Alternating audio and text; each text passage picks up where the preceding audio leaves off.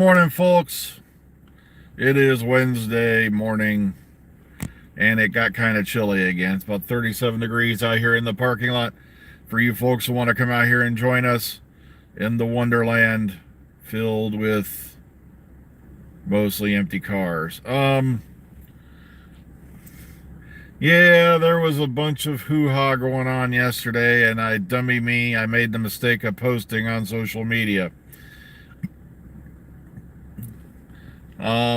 The problem is I don't like it when people, I love it. They criticize you for criticizing them, but then somebody says they like something and then you criticize them and their beliefs. And then someone calls you on it, and next thing you know, it's like throwing an atom bomb in the Zen pond. It was like But of course, I'm being pretensely immature if I do a video about this. I got that line from a 24-year-old. Someone who's less than half my age.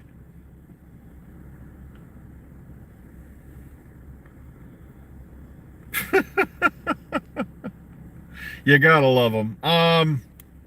No, what happened is somebody on Twitter had the propensity and the gall to say that they liked the Timeless Child story arc, and they felt it added more mystery to the show, things along that line. And then next thing you know, you got somebody up there, some self-righteous, Twitter goddess, going on about how we're obviously, we're the majority of the viewership and all that didn't like it, and the majority of, and I'm like, I had the nerve to ask the question, where did this majority come from? Who decided you're in the majority? Well, the blah, blah, blah, the ratings. Of course, they ran for the ratings, even though the ratings have been steadily dropping since the Matt Smith era. And when they did go back up at the beginning of the Jodie Whittaker era, Series 11, which averaged about 7.92 million viewers, the BBC then took a year off. And then they wonder why they went back to the usual stuff. The problem is they always run for the ratings, and it's like, of course, RTD's era is going to get high ratings because he's going to get a higher budget. He's bringing in the first mustache doctor.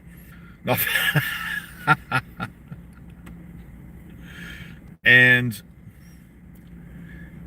of course, they're going to sell this whole thing on this, the 8 episodes and blah, blah, blah. Now, hopefully, I'm loving how they're using the term Whooniverse. Wonder where they got that from.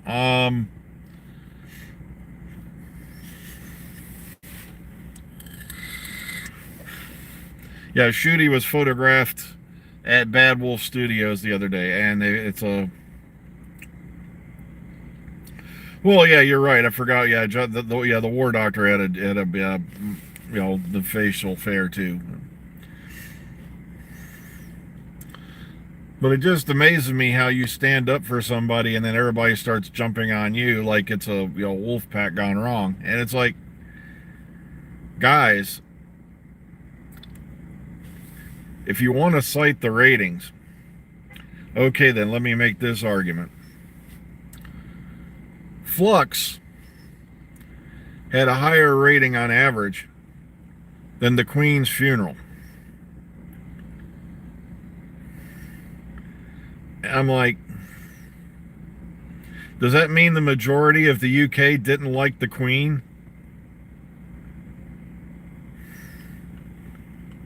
Or as Mr. TARDIS put it, did the Queen get too woke or something like that? And I'm basing that off with, Mr. TARDIS's research. Flux got higher ratings than The Queen's Funeral.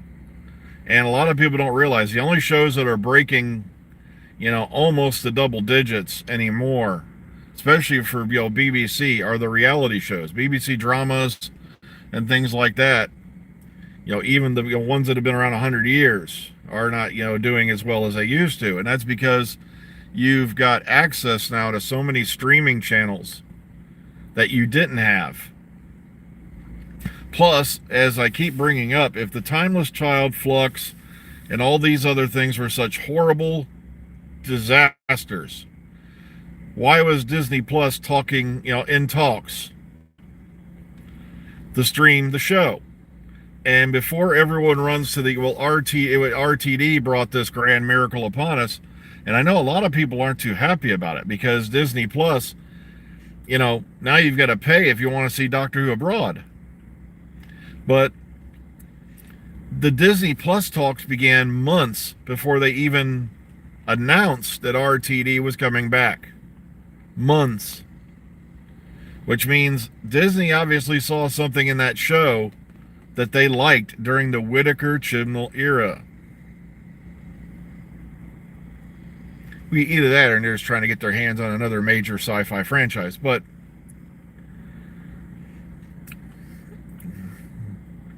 no, I have an eerie feeling, like I said, everyone's going to hop on the bandwagon now because RTD's back in charge.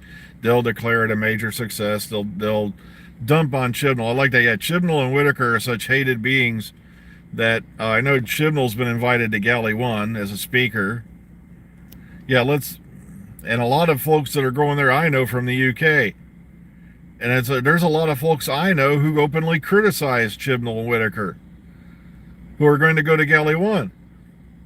And I'm like, if you hated it so much, why are you buying a ticket to go across the planet? That's what I can't figure out about the appeal of that particular con. It's on the West Coast. It's all the way out in California. And yet you got people who are going to fly to the UK, from the UK to go there. I'm like, I didn't like the 2 flights I ever took, and they were all of an hour and a half. I think I've been on a plane twice in my life. Both times I went to Illinois.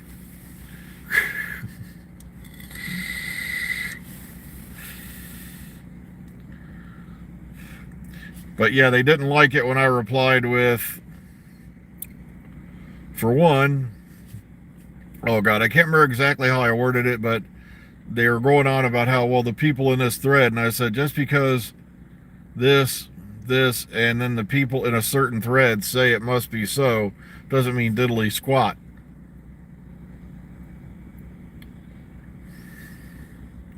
And they're still ranting about it this morning.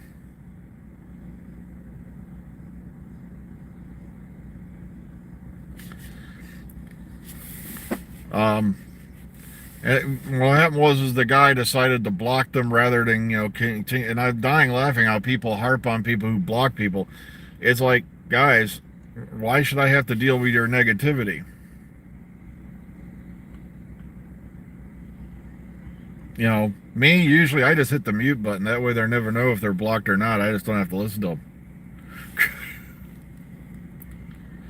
But the point is, all Chibnall did was he capitalized on something that Philip Hinchcliffe introduced back in 1976. And this was before the regeneration, 12 limit was put into place in 77 in The Deadly Assassin.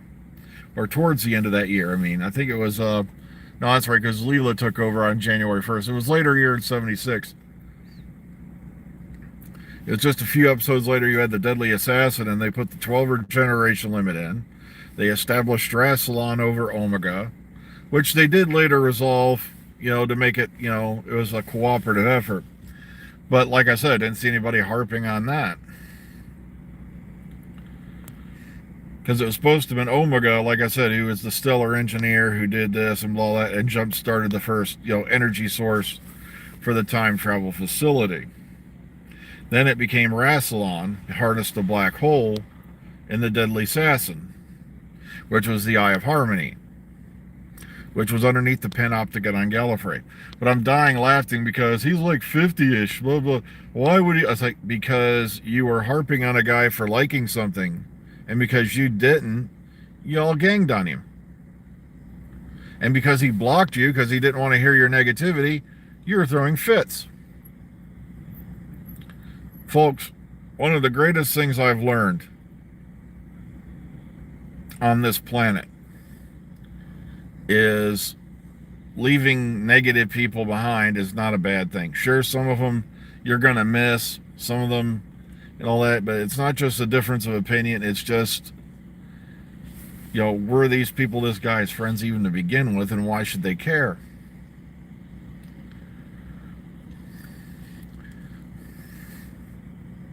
Sometimes you got to know when to walk away.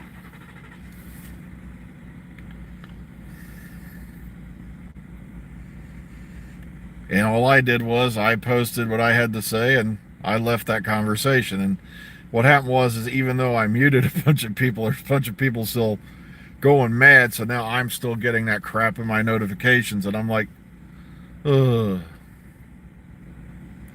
Exactly. It's like, do I have to sing "Let It Go" again from Frozen? The Chibnall Whittaker era has been over officially since October 13th, 2021, and then its last episode aired, how many months ago now? But like I said, it was not this over huge failure they're making it out to be.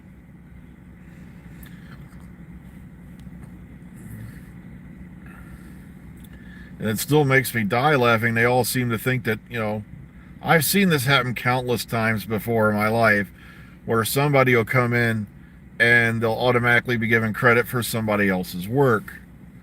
They give me an example just to show you how old I am. I'll never forget the hostage negotiations in Iran, and those were completed and done before Reagan took office. Yet people were saying Reagan got the hostages out of Iran. All that ball was in motion before he swore in. And then we had a thing happen at the one plant I used to be at, where a new vehicle was going to be coming in to take over. Yet when the new chairman took over, he was taking credit for it. And it's like, those talks were in negotiation over a year before this person took power. And I'm like, but it happens all the time. And it's the same thing with the Disney Plus deal. The Disney Plus talks were going on months before they announced RTD as returning. Months. So obviously Disney Plus saw something in the show they liked before the big RTD extravaganza.